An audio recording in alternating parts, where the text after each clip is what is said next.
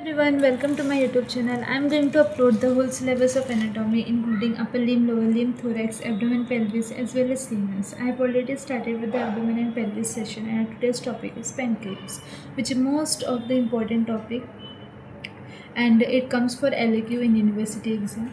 Let's begin with the topic. Introduction. Pancreas is a gland that is partly exocrine and partly endocrine. Which means it secretes pancreatic juices as well as it is endocrine part secretes hormones like insulin. It is soft, lobulated and elongated organ. Location. It lies more or less transversely in the posterior abdominal wall at the level of first and second lumbar vertebra. Size and shape. It is J-shaped or retort shape. It has head, neck, body and tail. As you can see in the diagram, it has head which consists of one uncinate process, neck, body and tail. Size 15 to 20 cm long, 2.5 to 3.8 cm broad and 1.2 to 1.8 cm thick. It weighs about 90 gram. Parts: head, neck, body and tail. Head is enlarged and lies within the cavity of the duodenum. Then tail reaches the hilum of the spleen. Then neck, which is between the body and the tail, directed forward, upward to the left. Body is elongated, extend from the neck to the tail. So head, it is enlarged, lies within the concavity of the duodenum. Tail reaches the hilum of the spleen. Neck is present between the body and the head, which is directed between the body and the tail, which is directed forward, upward to the left. Then body, it is elongated, extend from the neck to the tail. Body is elongated, extend from the neck to the tail. Head, it is enlarged, flattened, right end of the pancreas with C-shaped curve of the duodenum. It is enlarged, flattened and with the C-shaped curve of the duodenum. External features. It has three borders: superior, inferior, right lateral. It has three borders: superior border, inferior border and right lateral border. Two surfaces: anterior surface and posterior surface, and one process which is uncinate process. The superior border, it is overlapped by the first part of the duodenum and related to the superior pancreaticoduodenal artery. Inferior border, it is related to the third part of the duodenum and related to inferior pancreaticoduodenal artery. Now right lateral border, this is the right lateral border. It is the second part of the duodenum, terminal part of the bile duct and related to anastomosis between the superior and inferior pancreaticoduodenal arteries. So right lateral border, it is related to the second part of the duodenum, terminal part of the bile duct and anastomosis between the superior and inferior pancreaticoduodenal artery. So superior border related to superior pancreaticoduodenal artery से, inferior border inferior pancreaticoduodenal artery से. The superior border, ये superior border की ये superior pancreaticoduodenal artery, इधर inferior pancreaticoduodenal artery, इधर superior आएगी, इधर inferior आएगी. तो दोनों का बीच में anastomosis होगा, वो right lateral border पे, right lateral border के relation में रहेगा. Now surfaces. Anterior surface which is related to first part of the duodenum, transverse colon, jejunum. तो anterior surface जो होगा उसका first part of the duodenum से होगा, transverse colon से related होगा और jejunum से related होगा.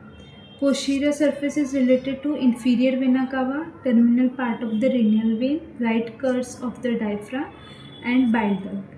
अनसीनेट प्रोसेस, उसके अंदर भी डिफरेंट रिलेशंस है. उसके एंटीरियर और सुपीरियर क्या होता है? अनसीनेट प्रोसेस के एंटीरियरली सुपीरियर मेसेंट्रिक वेसल्स होते हैं और पोस्टीरियरली अयोटा होता है. Now neck of the pancreas which is a constricted part between the head and the body. जो नेक होता है हेड और बॉडी के बीच का कंस्ट्रिक्टेड पार्ट होता है. It is forward upward to the left. It has two surfaces. Neck के two surfaces होते हैं. एंटीरियर सर्फेस होता है, पोस्टीरियर सर्फेस होता है.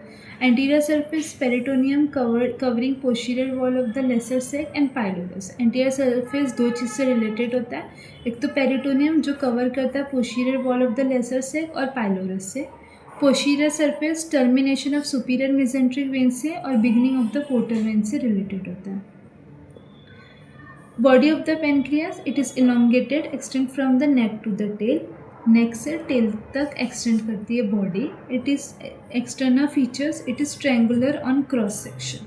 बॉडी जो होती है वो ट्रायंगुलर दिखती है on cross section. It has 3 borders. Bodies की 3 बॉर्डर होती है, एंटीरियर, सुपीरियर एंड इन्फीरियर. एक इसकी एंटीरियर बॉर्डर होती है, सुपीरियर एंटीरियर बॉर्डर भी होती है, एक सुपीरियर बॉर्डर होती है, एक इन्फीरियर बॉर्डर होती है. A part of the body which projects beyond the superior border and little left to the neck is called as tuber omentum. एक पार्ट बॉडी का जो बियॉन्ड द सुपीरियर बॉर्डर के थोड़ा सा पीछे और लेफ़्ट टू द नेक और नेक के लेफ़्ट की साइड में, उसको ट्यूबर ओमेंटल बोलते हैं. अगर पेनक्रियास के पोस्टीरियर साइड से देखेंगे तो पता चलेगी जो सुपीरियर बॉर्डर और नेक के थोड़ा सा लेफ़्ट साइड में रहती है उसको ट्यूबर ओमेंटल बोलते हैं. इसके पास 3 बॉर्डर्स होती है, 3 सरफेस होती है. Borders, anterior border which is attachment to the root of the transverse mesocolon. अभी बॉडी ऑफ द पेनक्रियास की ट्रायंगुलर एंड क्रॉस सेक्शन होता है. अभी बॉडी के हमारे पास 3 बॉर्डर्स होती है, 3 सरफेस होते हैं. तो anterior border attachment to the root of transverse mesocolon, superior border celiac trunk, tuber omental, hepatic artery, splenic artery and inferior border superior mesenteric vessel system connected होती है, related होती है. अभी 3 surfaces होती है बॉडी के. एंटीरियर सरफेस कॉन्केव होता है, डायरेक्टेड फॉरवर्ड अपवर्ड और covered by the peritoneum, related to the lesser sac and the stomach. Posterior surface aorta से रिलेटेड होता है, left crus of the diaphragm. यहाँ पे सब लेफ्ट है, left suprarenal gland, left kidney, left renal vessel. अभी left kidney है तो लेफ्ट किडनी के साथ लेफ्ट सुप्रारेनल ग्लैंड भी आएगा. लेफ्ट सुप्रारेनल ग्लैंड आया तो लेफ्ट रीनल वेसल भी आ गया. लेफ्ट साइड में तो स्प्लीन का कुछ पार्ट आएगा तो स्प्लीनिक वेन भी आ गई. और left crus of the diaphragm आएगा और अयोटा आएगा. The inferior surface covered by the peritoneum, duodenal flexure, coils of the jejunum, left colic flexure. Tail of the pancreas, left end of the pancreas lies in the linorenal ligament with the splenic vessels, lower part of gastric surface of the spleen. तो जो left part है pancreas tail का, वो left end of the pancreas lies in the lienorenal ligament. मतलब जो tell है वो लीनोरेनल ligament में लाई करता है, जो स्प्लीन और को कनेक्ट करता है पेनक्रियास से, वो लीनोरेनल लिगामेंट है. और with splenic vessels and lower part of the gastric surface of the spleen. Ducts of the pancreas, exocrine pancreas is drain by 2 duct, main and accessory duct.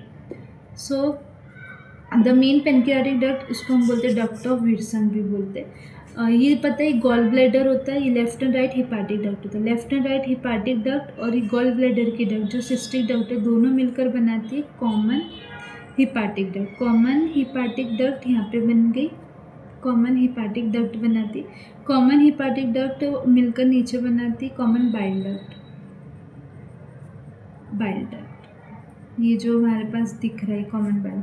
Left और right hepatic duct मिलकर क्या बनाएगी, common hepatic duct. Common hepatic duct और cystic duct मिलकर क्या बनाएगी, common bile duct. अभी common bile duct with pancreatic duct मिलकर और यहाँ पे second part of the duodenum में ओपन होता है, जिसको बोलते हैं ampulla of waiter. Ampulla of waiter बोलते हैं.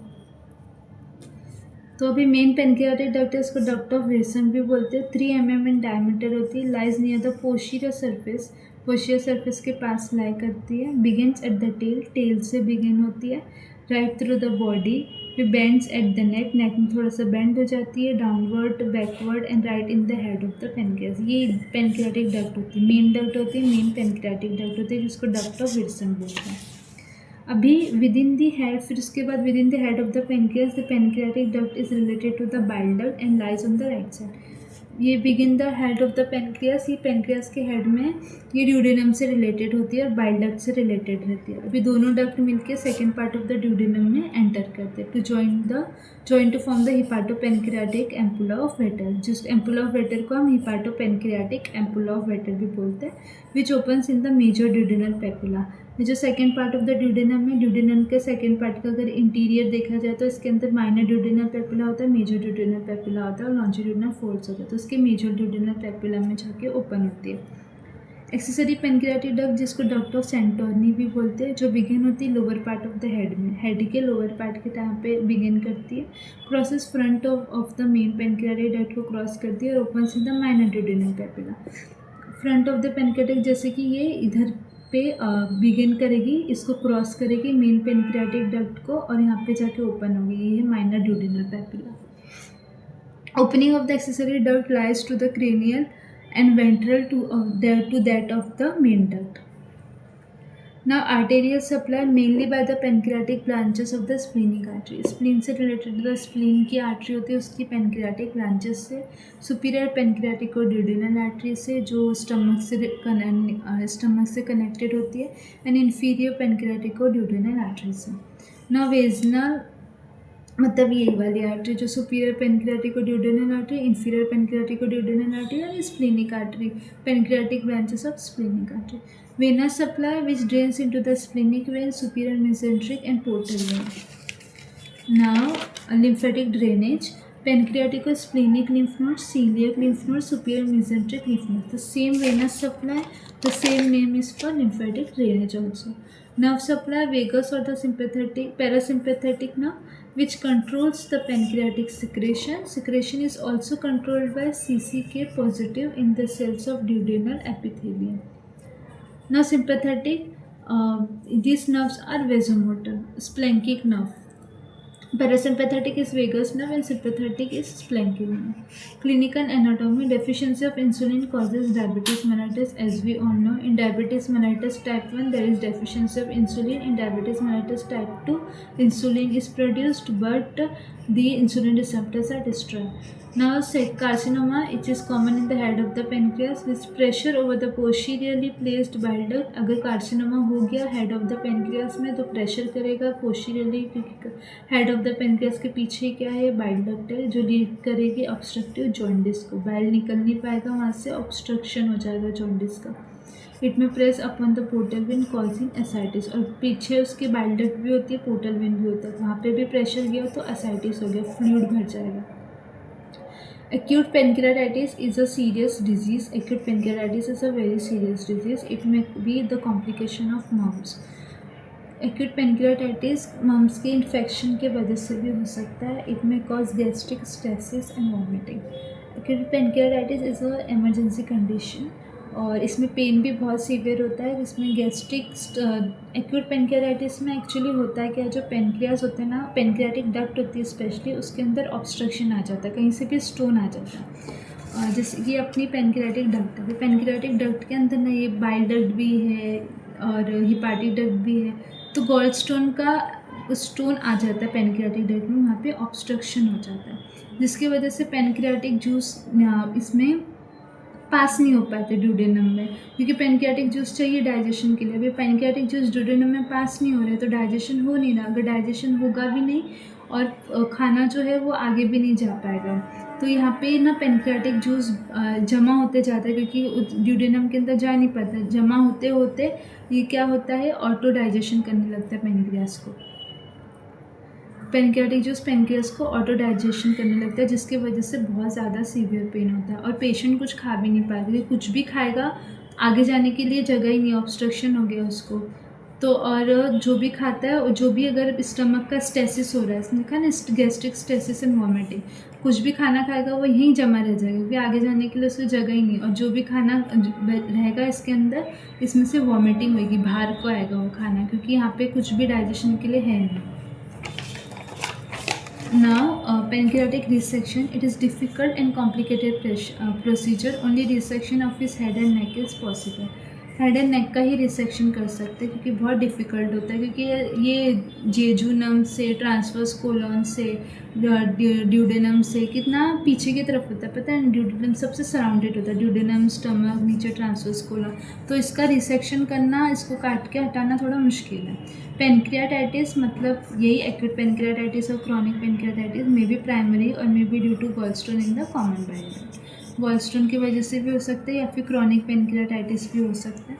पेन फ्रॉम पेनक्रियाटाइटिस क्या होता है, refer to the epigastrium. Epigastrium में रेफर करता है पोस्टीरियर पैरावर्टिब्रल रीजन में और लोअर थोरेसिक वर्टिब्रा में due to inflammation of the soft tissues of the retroperitoneum.